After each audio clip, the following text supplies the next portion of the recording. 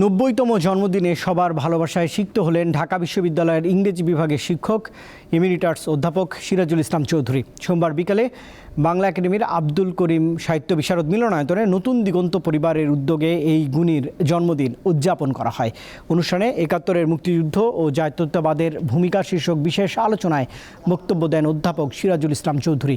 পরে তাঁর বক্তব্যের ওপর বিশিষ্টজনেরা আলোচনা করেন এবং এই বুদ্ধিজীবীর দীর্ঘায়ু কামনা করেন।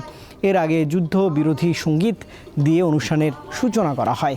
সিরাজুল ইসলাম চৌধুরীকে ফুল দিয়ে শ্রদ্ধা জানান বিভিন্ন শিক্ষা প্রতিষ্ঠান, সাংস্কৃতিক সংগঠন, রাজনৈতিক সংগঠনের প্রতিনিধি ও বিশিষ্টজনরা।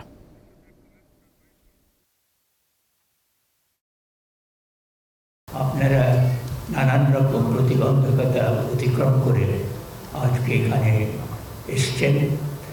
অনেকে আমাকে টেলিফোনে শুভেচ্ছা জানিয়েছেন এবং আসতে পারবেন না বলে দুঃখ প্রকাশ করেছেন।